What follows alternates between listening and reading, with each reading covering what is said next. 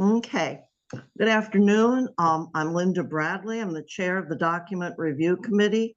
We're going to have our meeting and I'd like to call it to order at 3:06 p.m. We have 3 members on our committee and we are all present. Our basically first order of business is the approval of the 4/24 minutes. Does anyone have any edits, any objections to what's written, or any changes you'd like to see? No. Jean or Ty? I move that we adopt the minutes. I second it. Oh, all in favor? Aye. Unanimous. Thank you, ladies.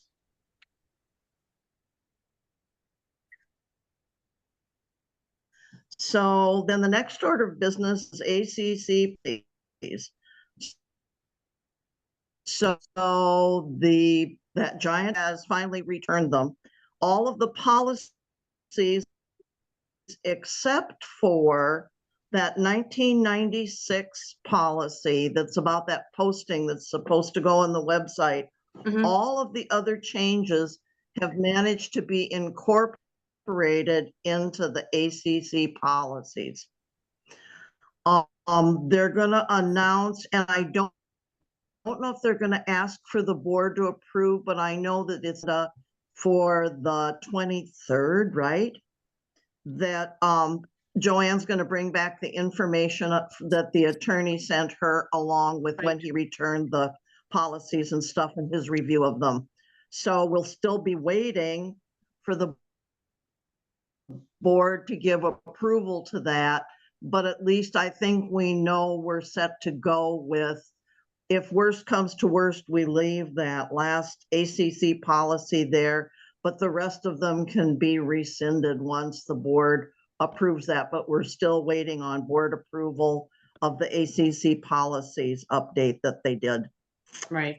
Let's see. So moving forward with stuff that we need to do, we have 5 policies to look at. There's really only 4 of them, or 3 of them that have much to do with. The first one I'd like to look at is 2017.01.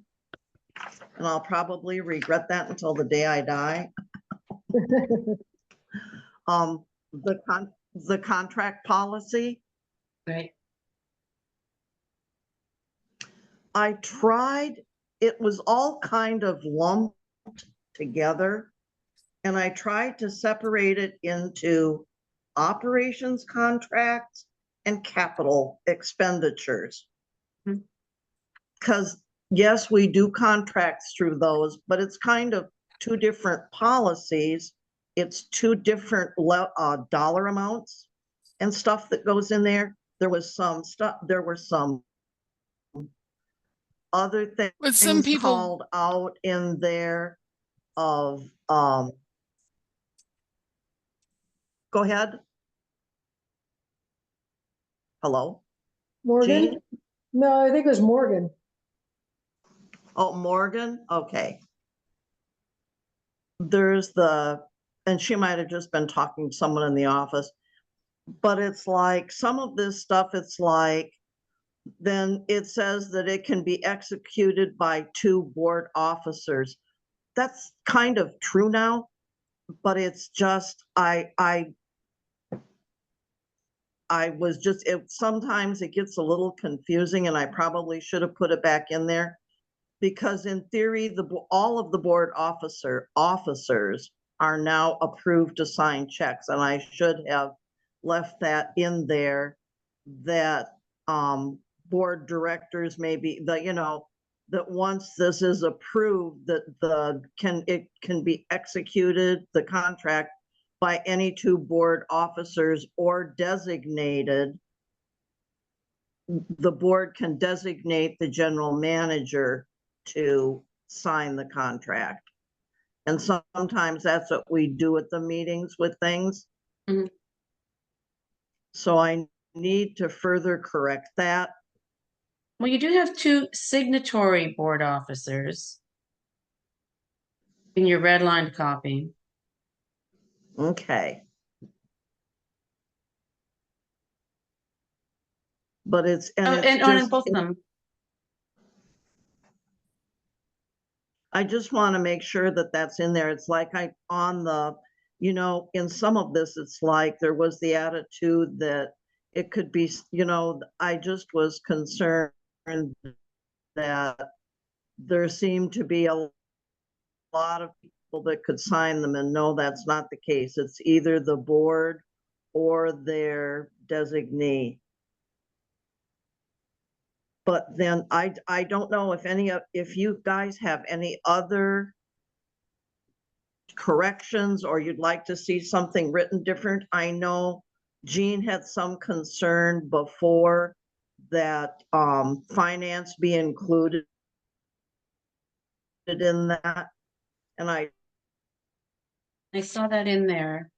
tried to get in there, and this year people have been saying, they used to say, yeah, they kind of pointed out that it's just that they recommend something. Mhm. They don't, and they cannot recommend it too, but definitely that we're looking at including this language that the finance committee is reviewing these capital expenditures when we get to those. With Right, and operations contracts, it's kind of like sometimes they're just brought forward without the committee looking at them. I sometimes wish they always did. For instance, the Sesco contract for the pools is extremely expensive. It's almost $50,000 for a year that includes their work they do on the pools and all the chemicals for the pools. And it's like, it's nice to have extra eyes on that to explain, because then hopefully somebody will look and say, well, how much was the contract in 2024? We're coming up on 2025 to be able to put our budget together, and we need to see, did we put enough money in there? Mhm. Or is it going to have to be increased a little bit? Otherwise you go over budget. But anyway, I tried to separate the operations contracts from capital expenditures, because it's like usually they're contracts also, but the level for having a capital expenditure, or what denotes that it is that it's above $2,500. Anything above that amount that's brought forward needs to be a capital request. Mhm. So I kind of kept going through there and tried to make the different separations and stuff in this. And then it says in here what a contract should include. And it kind of explains everything, and our standard one does. I added in also on the second page of it, the bylaw that refers to the fact that the board signs checks and executes all agreements, and executed by 2 officers or by other persons, including managing agents, as may be designated by resolution. And that's a lot of what we've been doing lately when we have Joanne sign documents for us. If it's a lease, if it's anything like that, she's been signing them, and it's done by resolution and then captured in minutes at the board meetings. Right. So I found out, and I'm still looking, and I haven't gotten an answer. There was this thing about multi-year contracts. I took a copy because I managed to actually find an old list in my travels back in the into the archives that I have, and there actually was one. And I asked Joanne if she would follow up with accounting to see if that list is still maintained, because it should be. Hmm. And so she was going to look into that. She didn't think so, but I think maybe it is. It's the only way you keep track of active contracts and when they're up. Otherwise, you miss that deadline. Pretty soon in June, the library contract is up, their lease is up. And it's being worked on, but right now it's kind of in a state of limbo between getting approval from the library of if they can do it. They have to go to their board of directors. So that's kind of where we're at with that. But anyway, I'm still following up on this, and I'm gonna put a star for it so that I follow up with Joanne again, or maybe go in one of the days when I sign checks and see if I can talk with Joel or Nikki. I know she does a lot of that and has shown me things, but anyway, that's sort of where we're at with that. It seems like the accountings really should have that because they're paying it month to month and they have to know when it's over with. So there should be a way to dig it out of the accounting software. And yeah, it's just, there's so many different ones. We have an independent contract with the ACC. Oh, I can't think what exactly they call him, that basically deals with new builds. We have a contract with our project manager, PNW. All of these have different dates. And like you say, Jean, it should be there. If nothing else, I'll talk with Joanne. I just gave all this to her after we had our meeting, and I went in and met with her. And if nothing else, I will see if she's been able to have time to follow up. It's kind of been a busy time right now.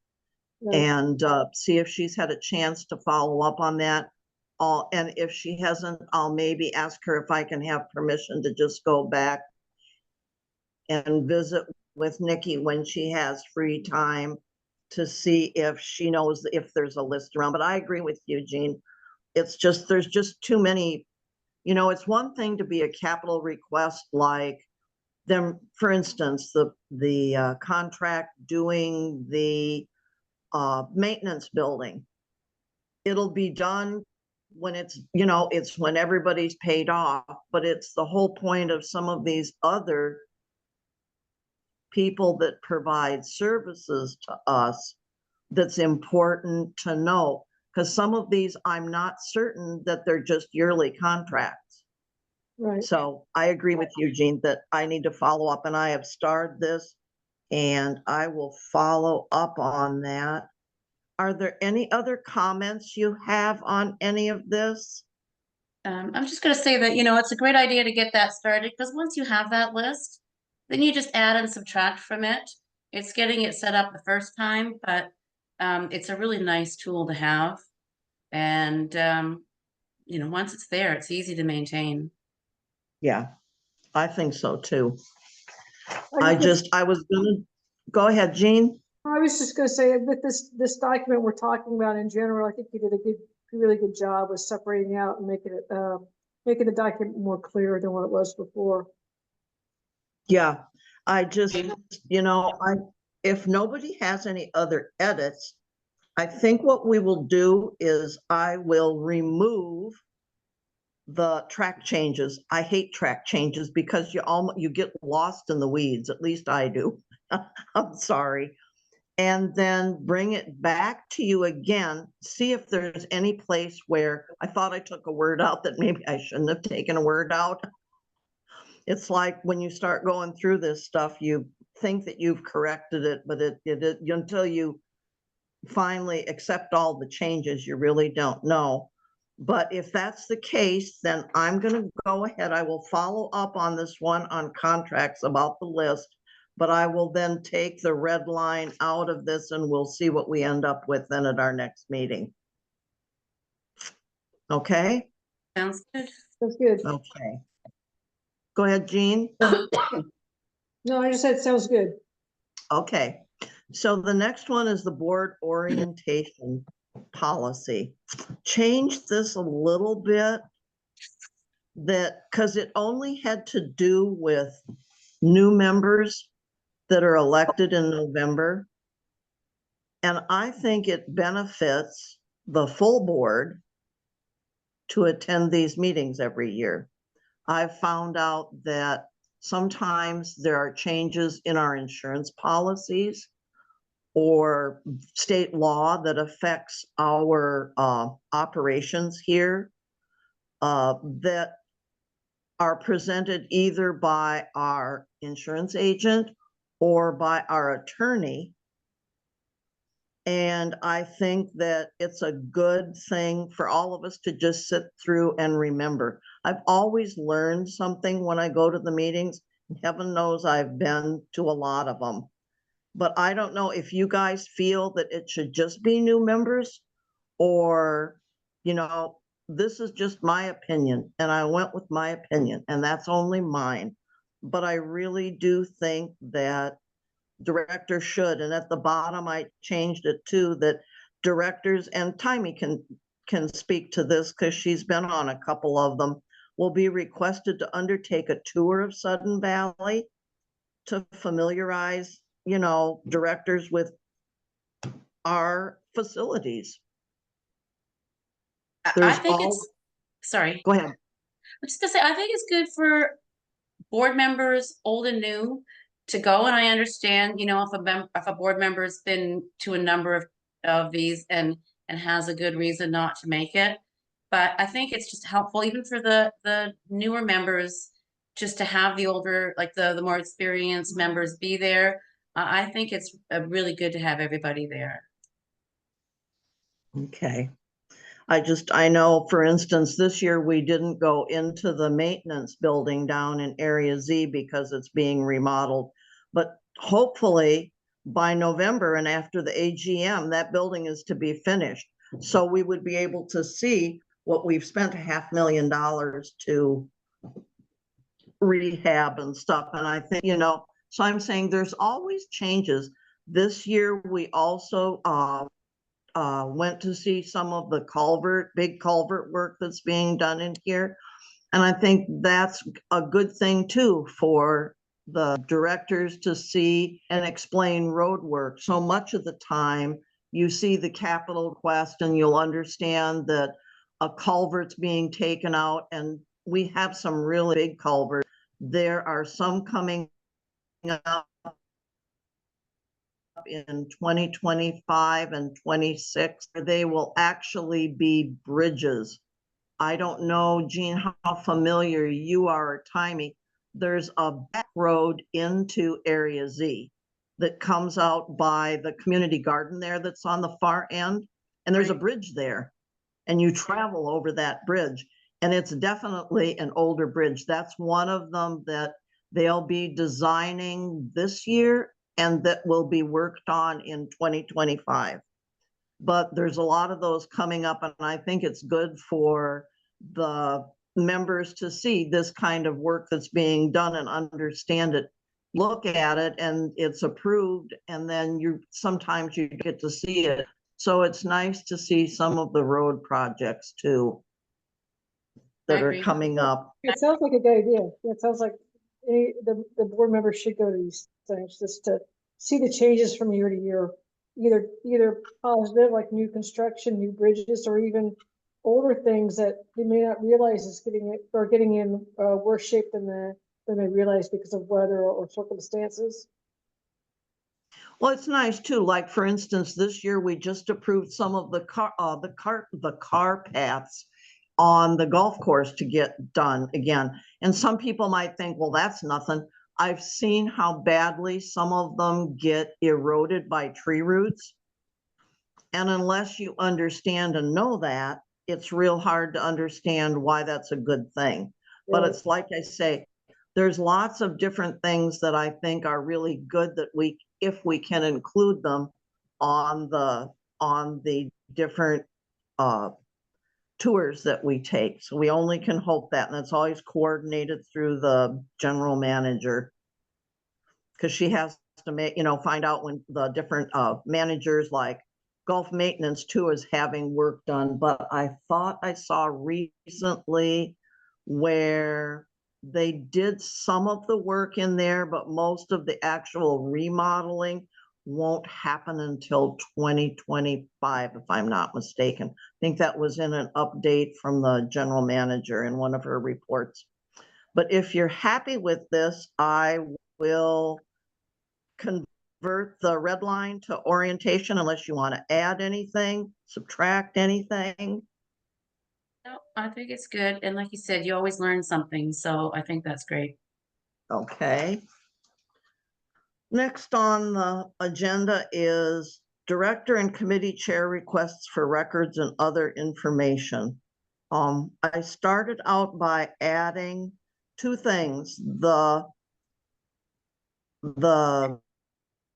information that you can look in the RCWs that were amended and that have the definition, defines what records of the association are, how long they have to be kept, what should be retained, whatever.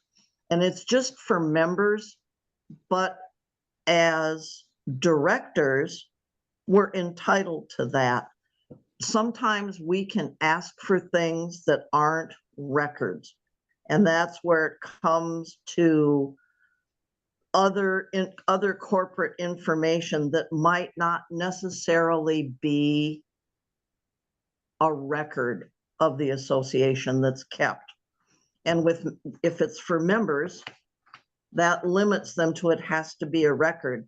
If you can send in a request, but if it's vague and it, like if it says, well, find me all of, these invoices or this information on some work that was done on, let's say, a culvert a couple of years ago or whatever, that requires staff to look back on several records to try and find that.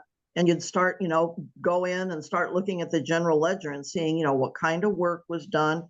But depending upon the nature of the request, it can be that. But it says that, I think it's something that all directors should know. And I think it's something Timey has at times struggled with, is that every director shall have it says absolute right at any reasonable time to inspect them, look at them, that sort of thing. But it's just, and that's something that I think gets overlooked a lot of the time. And the only reason that this policy was formed is so that you don't have, so that there's a written request like a member would send in, but it clearly comes from you and through your board email, that then when that information is provided, it's not just provided to you, it's provided to the whole board. So if Timey or I send for a copy of the general ledger, not just Timey gets it or not just I get it, the whole board gets it. And if they don't want to look at it, they don't have to look at it, but it's provided. And I think it's a good process. The only thing that I really like to have included is under policy. I think anybody, the board president, vice president, treasurer, or secretary, or a committee chair can ask directly from the general manager. I usually still, even though I'm secretary now, I generally, if I need something very specific, I'll still fill out a request for everybody. Mostly I've spent a lot of my time just finding where our minutes are and stuff from when they moved out of the administration offices. And luckily, Joanne and I took some time one afternoon and found a bunch. I still have farther to go, but I think that, I guess the policy, I guess you could see the board executive committee rather than naming each one of these individuals in here. We could do that as an option. Makes it more concise. Just less words. The board executive committee or a committee chair may request information. I can't imagine why only the president and the treasurer can look, or a committee chair can look at that stuff. I understand the treasurer completely, but I think that any of us should be able to. And we're all reasonable individuals. We're not gonna go in and demand stuff, or just, sometimes it's just sitting down and looking at old invoicing or different payment things that are readily available. It's just a matter of somebody getting them out of a file for us. Let's see, request to be, all right. There is the request form that's there. That's just a common form that's found on the website, but it should be used. The general manager figures out what she wants to do. And I don't know, how do I say it? I don't know how to, in the last paragraph there, the term information. I don't know where it says of all types. I'm not sure if there's any way to further describe that. It's just, when I looked at that, it's because it's like, I don't know. I don't know how to do a further description, or is it not necessary? You just leave it as is. I don't think it's necessary. Okay. Sometimes I know, for instance, when I ask for a GL, I just ask for it in a PDF, and I just go send it to me, and I'll find my way through all 600 pages. But I know that Lori likes to have it sometimes in a spreadsheet form, an Excel format that she can work with. And I guess that could be a way that documents can be requested in a different manner by different people that can be provided. I hope that made sense to everybody. Yeah. Yeah, but I think you would So- have to ask that specifically on your form. Please send it Yep. to me as a PDF. Please send it to me as an Excel spreadsheet. If you wanted Yeah. it different than a PDF. Yeah, because Joel, our finance director would definitely have to send the Excel spreadsheet. Yeah. Or maybe his assistant, Nikki. But anyway, we'll make that one change in there. Anything else in this one that people would like to see changed? Now, I'm glad you put the RCW in there since it got changed last year. Yeah, and I think it's important too that everybody knows, and that it's in there, what our bylaws say. Mhm. Both of those things are two real pieces of information that weren't in there before. And I think it's real important for people knowing that where the basis is in this, because sometimes it can become an issue. And if it is, you can go back to the bylaws. Yeah. No, agreed. So any other changes, or is this all good to go? Other than I'm going to change the policy to say the executive. All right, thank you. And last but not least, this was just, mostly it was just cleaning up just a little bit of language on this committee chair involvement in association management. Mhm. I crossed out so as, it's just given them by the general manager to carry out. It doesn't, so as is just extra language that doesn't need to be in there. Mhm.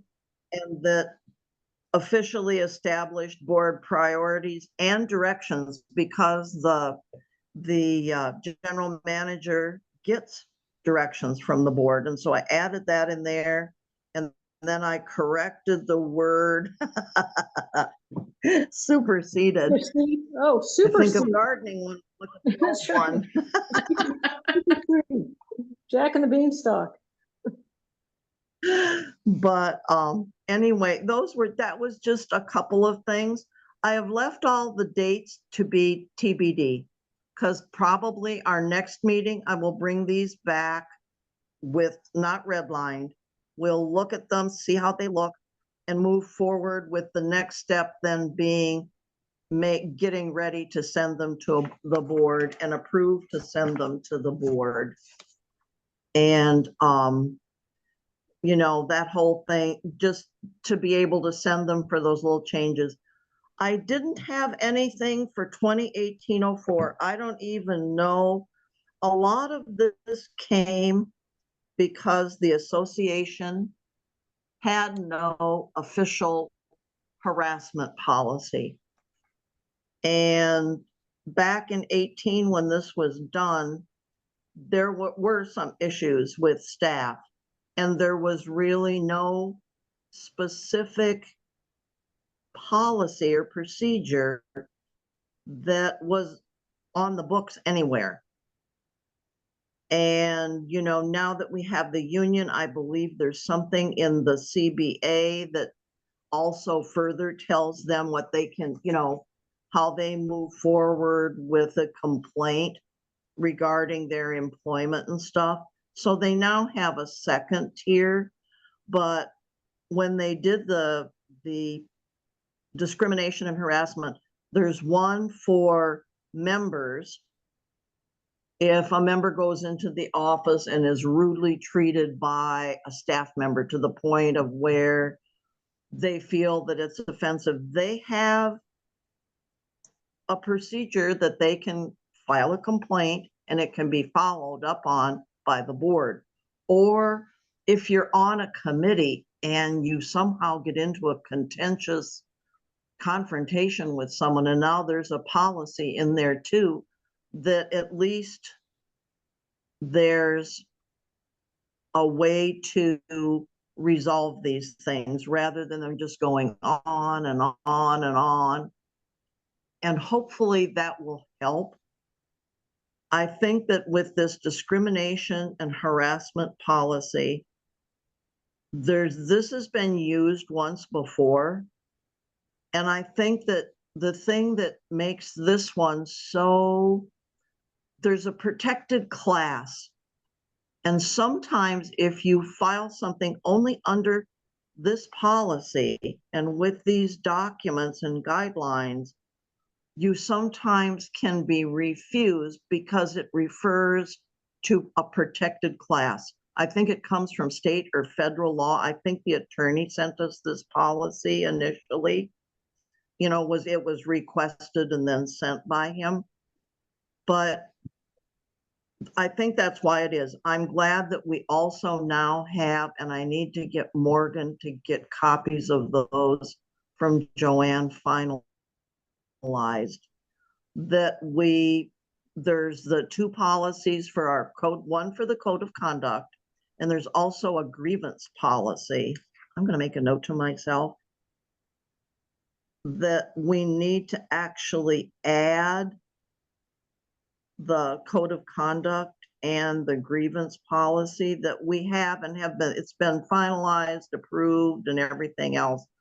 But I need to follow up with Morgan to see if she can get those from Joanne. I'm not sure what their final little last number has to be. They're going to be 2024 something. I don't know. I don't think there's a 1 and 2 yet, but I'm not sure without looking. But I will follow up on that because that's something we should tend to and stuff.